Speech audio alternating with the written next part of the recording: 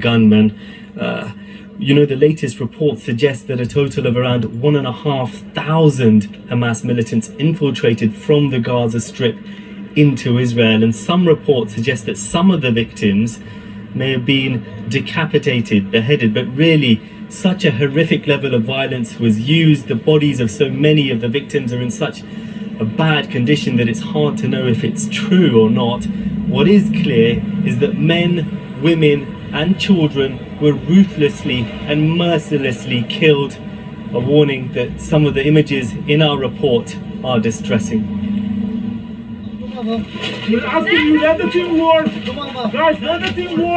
They're still finding dead bodies here. We're in a small, tight-knit community, torn apart by horrific violence. Heavy-duty machine gun. They shoot people with those. The inhabitants of Kfar Aza have either fled, been taken hostage, or murdered. Festive decorations put up shortly before the attack still hang from homes. The Israeli military have brought us here as they finish sweeping the area. Amongst the debris, unexploded grenades. Walking through here, seeing what's left of people's homes, people's lives, you get a sense of just how terrifying it must have been for the residents when the gunmen launched their assault. Some of the bodies of the militants are still here. There's a strong smell of death in the air. Israel has been left traumatized by just how deadly this rampage was. Guys, stay together, guys. And there's still the threat from rockets fired from Gaza. The focus now, the awful task of retrieving and identifying bodies. This salvage team has just arrived here for the site of the massacre at a music festival. Some of them try to hide, and we see them in a position like defending position. And this is pretty much, you asked me about what I saw, the smell there, the thinking about what they had in their few seconds of life. The last one, about the freight, about the horror that they went through. Teachers Shlomi and Shah are just two of the hundreds upon hundreds of victims murdered in their homes. They believed in peace between the communities and sent their daughter Shir to a school with Jewish, Muslim and Christian children. She spent hours terrified and alone in a safe room whilst the attack took place. I couldn't turn on the lights. Will they hear me? Will they know I'm home? As we talk, warning sirens blare. As long as you're in Israel, you're a threat.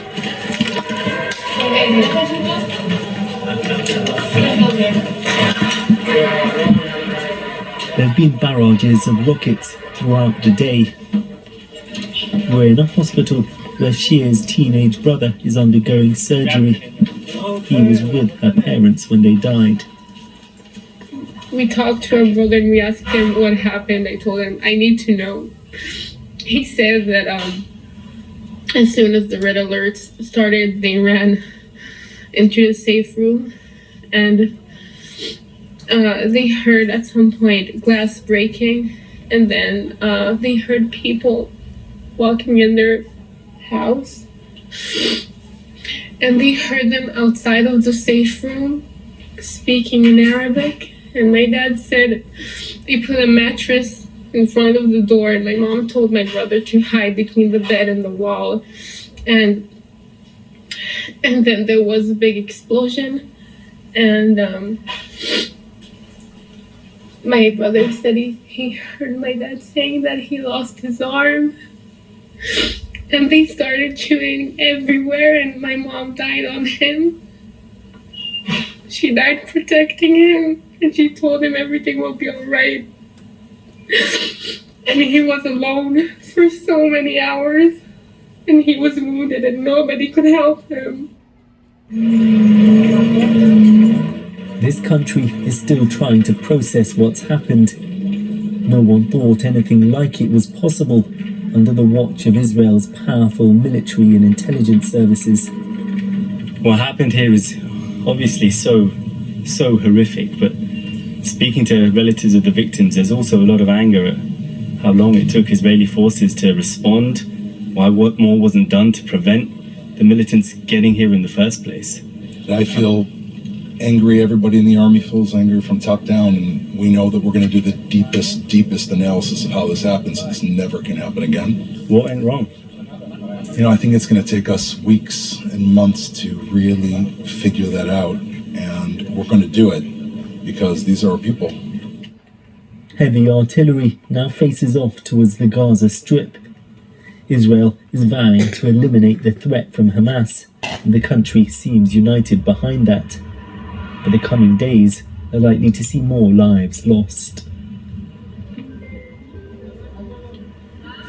Well, today there have been further clashes or sporadic clashes at least, between Hamas militants and Israeli soldiers. There's also been a barrage of rocket fire coming out from the Gaza Strip, particularly targeting the southern city of Ashkelon. These rockets, though, compared to the kind of massacres that we've seen over the weekend, well, they don't cause anywhere near that level of death and destruction.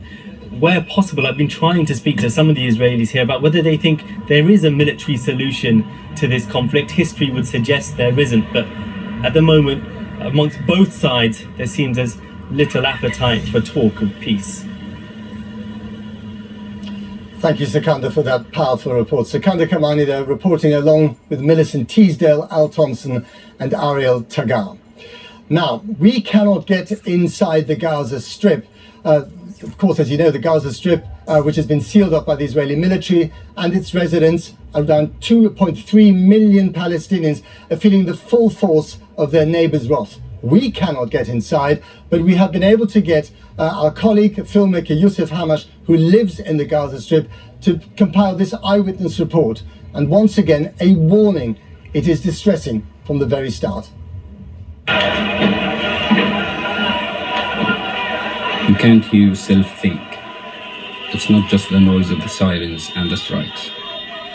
The sound of the chaos in between is just relentless.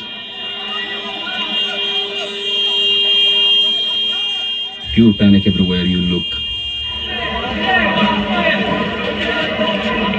This little boy was pulled out alive, his face blackened. His rescuer rushes to his mother. But before she can embrace her boy, she passes out in a shock.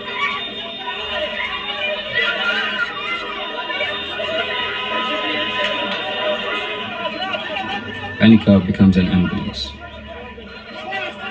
This woman is driven off before the boot can be shut.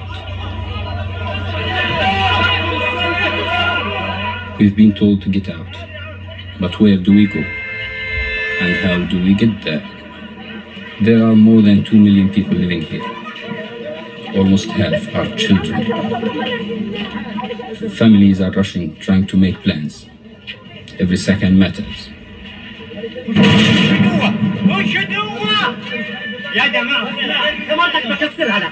Gaza is under a complete siege.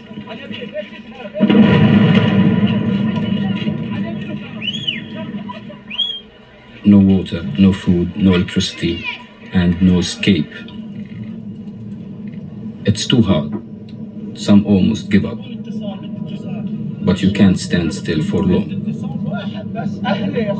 Please, my family, they're just kids.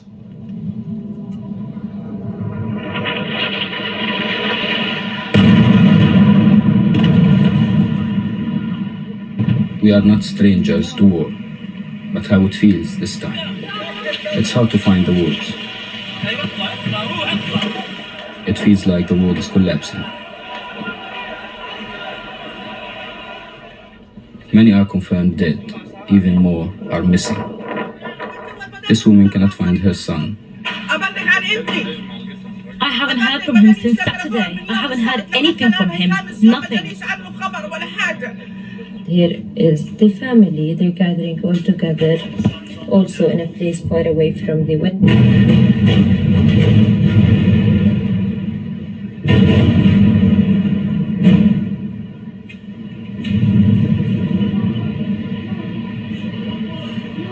I was trying to explain things, but I think you can hear them now. I'm walking right now close to my home, close to my building, but I swear I couldn't recognize the streets. I'm also afraid walking because any minute anything may explode. This afternoon I met Plestia on the street close to where her home once was. Now it's not even safe to walk. Like as you can see here, this building caught a fire as well, other than the bombardments that happened. So it's not safe, nothing is safe, literally. Now nothing is recognizable. This is an ambulance. She's afraid of what's happening now and what might happen next. Yusuf Hamash with that report. Well, the Gazan Health Ministry says that 830 Palestinians have already been killed in the bombardment, while the UN Human Rights Chief said that Israeli strikes had hit residential buildings and schools.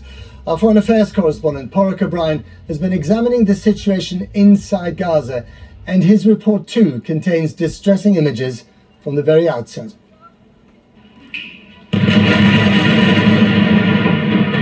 If you live in Gaza, the only thing worse than experiencing last night's bombardment, the prospect of worse to come.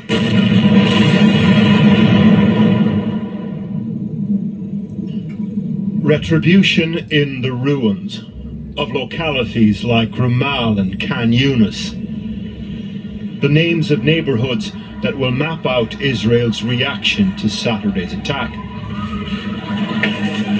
This is the geography of retaliation, an earthquake of airstrikes across the Gaza Strip, likely to continue for days.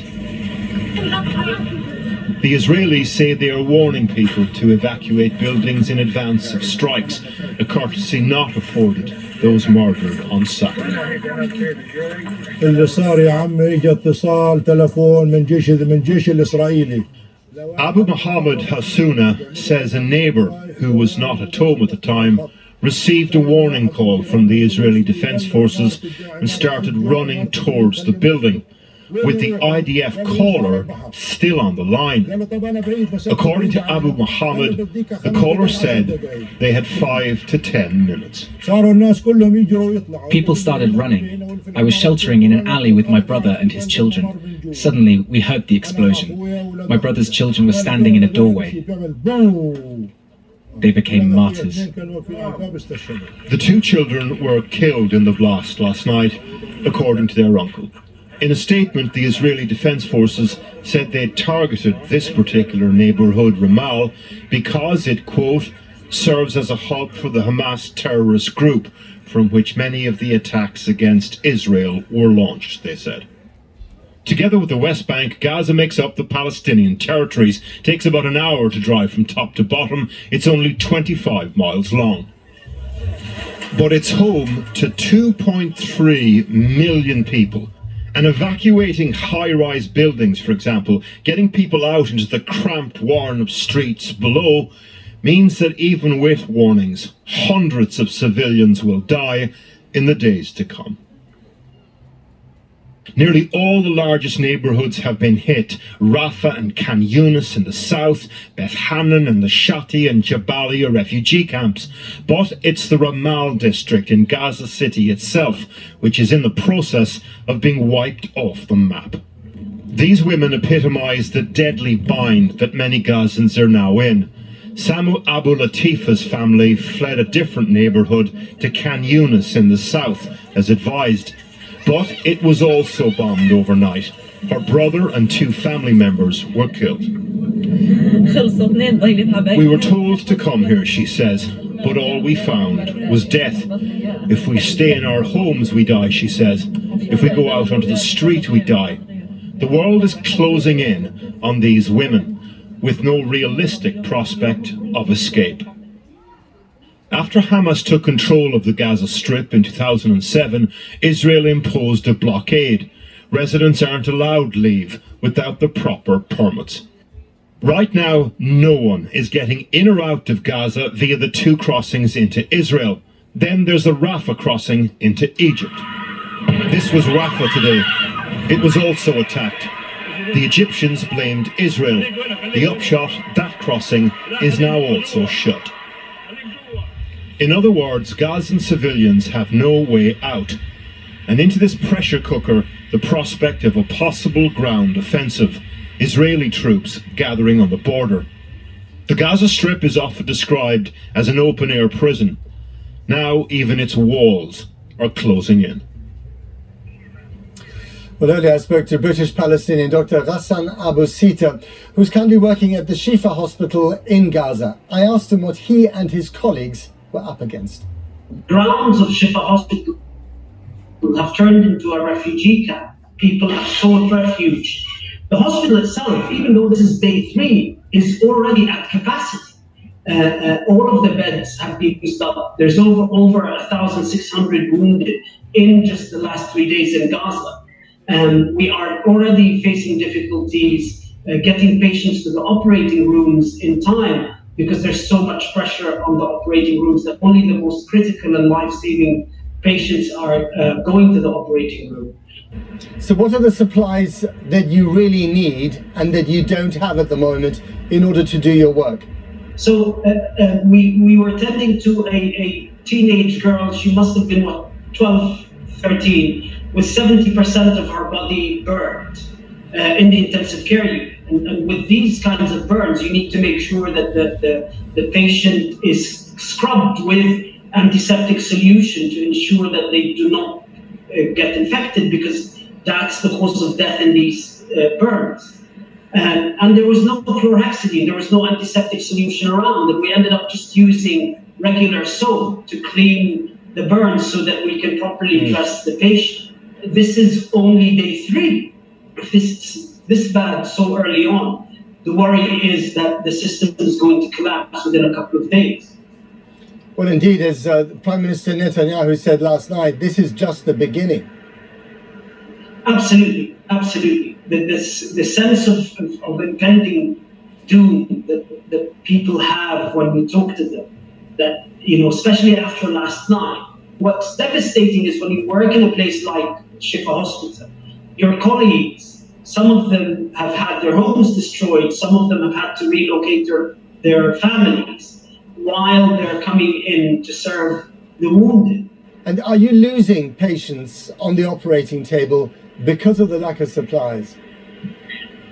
Patient treatment is being delayed, and critical time is being lost on treating these severely injured patients.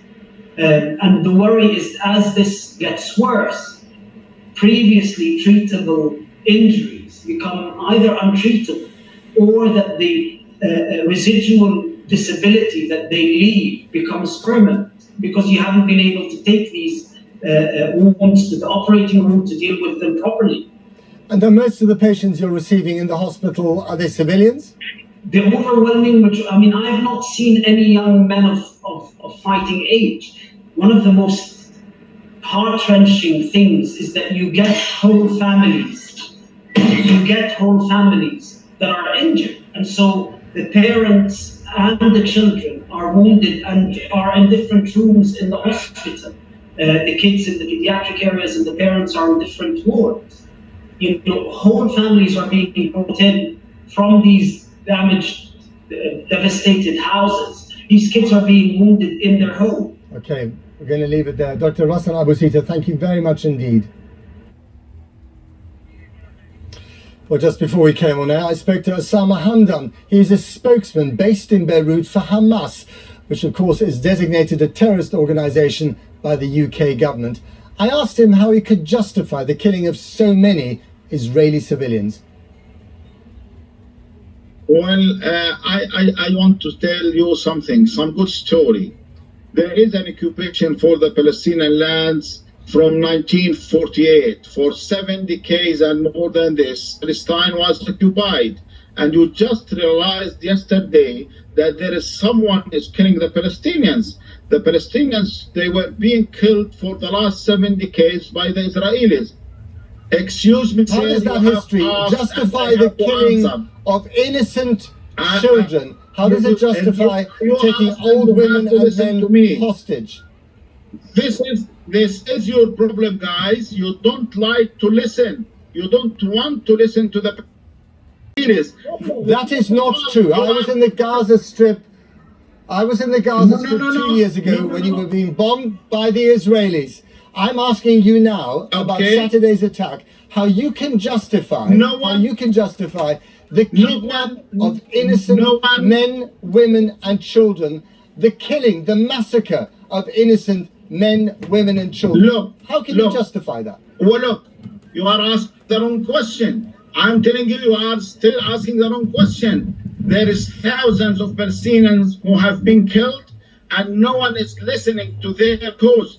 No one is talking about the right of the Palestinians to have their independent sovereign state. Why the resistance is the cause? You have to blame the international community who did not make the needed pressure on Israel to apply the international resolutions. If it weren't for your actions, on Saturday, the Israeli army would now not be bombing the Gaza Strip. No. Hundreds of innocent Palestinians who are dying today in the Gaza Strip would not be dying. This is on you, sir. This is on you. No, this is on your hands, the British government who created Israel on our lands. This is a fact which you don't want to listen to. You create Israel on the Palestinian lands by Balfour Declaration 1917. You created Israel in 1948 on the Palestinian lands, arming Israel, making Israel the most powerful country in the region. This is on your hands, you and your government. Look to yourself, sir. Let me ask you again. Is this what you did on Saturday? Not basically a suicide mission. You're not going to get rid of the Israelis. They are here to stay, just like you're here to stay in this neighborhood. There has to be some kind of sharing of the turf. There has to be, at the end of the day, some degree of dialogue, perhaps a two-state solution. Right, that is the reality. Excuse me, we will not leave our lands. We will resist the occupation. Show us the seriousness of the international community. Implement the international resolutions. Let the Israelis push the Israelis hard to leave our occupied lands. This will be the reality which the Palestinians will see and will believe. Let me ask you finally, how does all this end? How does all this end? I think the real end will be make an end for the occupation. Concentrate on the main cause of the problem, the occupation. And what's your plan for the hostages that you're holding inside Gaza? Will you release them peacefully? There is prisoners of war prisoners, and there will be after the Israelis war. They are children, they are old people, they are civilians. Okay, that is what the Israelis are saying. We didn't talk about even the numbers or the names. We want our prisoners in the Israeli jails back, and that would be a prisoners exchange. Can you guarantee the safety of the hostages that you're holding? Well, you know that we've kept Gilad Shalit for 5 years. He was safe, he wasn't injured, he was well treated, no one harmed him. Okay, but so again, can you give me a guarantee tonight on this program that you will treat those hostages safely, treat them well? Excuse me, we have experience in that. Everyone knows that. We always treat the people in a good way, and we know that they have rights as there are war prisoners. We will treat them well as we have done with Gilad Shalit. So what about the threat last night that you will kill a hostage every time a house in Gaza is bombed by the Israelis? What about killing the entire families in Gaza? Talk about the families who were killed in Gaza and then talk about the others. When you deal with this enemy, with this monster which is called Israel army, you have to tell them that they are doing the wrong things. Okay, we're going to leave it there. Osama Hamdan, thank you very much indeed for talking to us. Thank you. Well, Israel's response to this weekend's attacks has been shaped fundamentally by the seizing of around 150 hostages snatched from Israeli territory and now hidden throughout the warren of basements and tunnels beneath the Gaza Strip. Hostage taking on this scale has shaken a nation which once traded more than 1,000 Palestinian prisoners for a single Israeli soldier. I've been speaking to the American-Israeli family of Hirsch Goldberg Polin, one of those who's been taken. Hirsch Goldberg Polin turned 23 last week and was looking forward to a year of travel after his medical studies. Hirsch is a fun-loving, witty, funny guy. I say, you mention Hirsch's name to people, his peers, our peers, young kids, anybody who knows him, and puts a smile on their face. He had gone to the Nature Music Festival near the Gaza Strip, and on Saturday morning his mother Rachel got a text. I think that I turned on my phone at 8:23, and I saw when I turned on my phone that there were two messages right in a row at 8:11 from Hirsch. One said, "I love you," and the next said, "I'm sorry." And so I immediately, I knew immediately that something bad was happening and that he was apologizing because he knew that this was going to be very hard for us, whatever this was. And I had called him right away and he didn't answer. I wrote, "Please let me know you're okay." He didn't answer. I said, "I'm leaving my phone on, let me know you're okay." And one more time, I said, "Just let me know you're okay." But I've never heard from him again since he sent the text at 8:11. This was the last known picture of Hirsch, taken at 9:05. He was lying in a roadside bomb shelter, badly injured after being caught up in a mortar attack. What we have subsequently learned is that in the firefight and grenades before they were pulled out, our son's left arm was severed below the elbow. He's a medic, so he somehow, with one hand and maybe somebody helping him, was able to put a bandage on it. And Not a bandage, he tourniqueted his shirt. We're told that he stayed pretty calm through the He was situation. probably in shock. And that was. And that he walked out, he didn't lose consciousness, and he walked out on his own, and that he got onto the truck. This was Saturday morning at 9 a.m. His telephone was last tracked by the Israeli police on the Gaza border at 12:45 p.m. We have no way to know, was he with the phone? Was it separated from him? But that's what we know. Beyond that, we don't know anything. We don't know what condition he's in now. We don't know where he is now. We don't know anything. We don't know if he even made it there. We don't know if any of them made it there. Maybe a mile out from the shelter, they just shot all six of them. We don't know what he's going through, but it's a lot worse than what we're going through right now. But the more they bomb the Gaza Strip, the more your son's life is in peril, isn't it? Obviously, this is our top priority. Sure. There's nothing more important to us. But the nation is at war. For some reason, for me, I just get it. I just get it. An hour's drive away, Mirav and Itai Raviv show me pictures of their 5 relatives, also missing, presumed taken hostage, from their kibbutz near the border with Gaza. Auntie Ruthie and Uncle Abraham, Cousin Karen and her 9-year-old son Ohad, and Cousin Rowie, a fanatical Liverpool fan. She texted that there are terrorists in the kibbutz, but they locked the door and they are in the shelter. But the problem is that the shelters in the kibbutz, you can't lock it from the inside.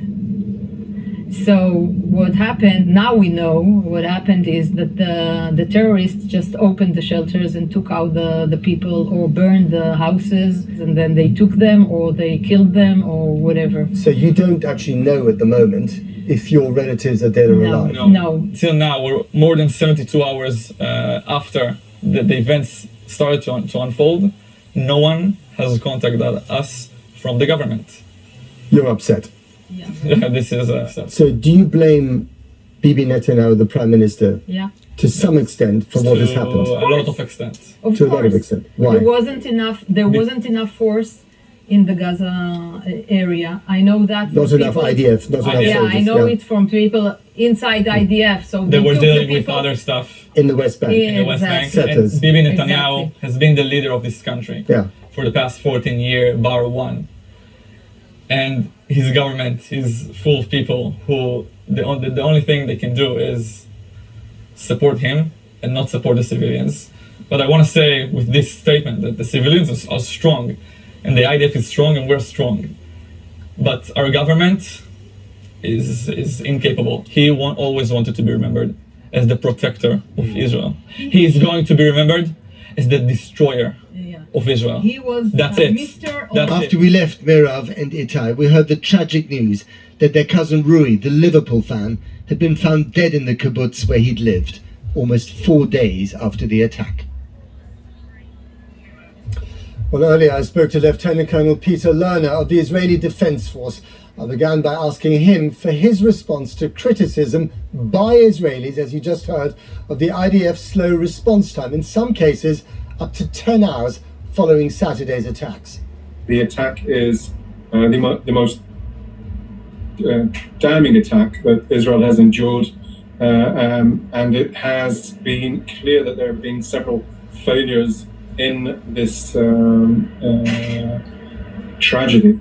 I would actually say to the families that we are now trying to make sure that there are no more terrorists in Israel and taking the fight to Hamas so that they pay dearly for killing so many Israelis. You've now mobilized 300,000 reservists in this country. That is a very large proportion of the population, and it is the biggest call-up of reservists, I think, in the history of Israel. What are you going to do with those reservists? Is there going to be a full-scale invasion of the Gaza Strip? What are we going to do with those forces? We're going to make sure that Hamas don't have the ability to do what they did on Saturday again to us. We will not accept a reality where over 900 people have been butchered in their homes, and we need to be prepared for other arenas as well. And will troops go in on the ground? Will those 300,000 reservists and others actually go into the Gaza Strip? There's a distinct possibility. We need to be prepared for that. Our forces are rallying on the border and making the necessary preparations if that instruction comes in. You are bombing apartment blocks and mosques, office buildings in the Gaza Strip. You're causing hundreds of casualties. According to the people we've spoken to in the hospitals, most of these casualties are civilian casualties. Do you think that will really neutralize the threat from Hamas, or will it just perpetuate the cycle of hatred and retribution? I'll say this, Matt. What's perpetuating the cycle of hatred is when hundreds of terrorists infiltrate into Israel and butcher people, abduct people, women, children, elderly people. This is what's perpetuating the situation. Our responsibility is first and foremost to the people of Israel. Our activities are specifically targeting Hamas and their infrastructure because they cannot be permitted ever again to conduct such an atrocity against our people. When a terrorist organization launches out of a strategy a cross-border assault on the civilian population, we have the responsibility to take out that threat. That is very clear, it's very cut, there is no argument about that. And if you question our legitimacy to defend our people, then I'm sorry, you're on the wrong side of history. I'm not questioning your right to defend yourself, not for 1 minute. What I'm wondering is whether the way you're going about it, with the complete siege of Gaza and hundreds of civilians being killed, whether that ultimately will give you the result that you desire, which is to end Hamas's leadership in the Gaza Strip, or whether it might be counterproductive. That's my question. Are you suggesting that we send them roses and hope they don't do it again? This is ridiculous. This is a situation on the ground where they chose to engage, infiltrate, abduct, and butcher people.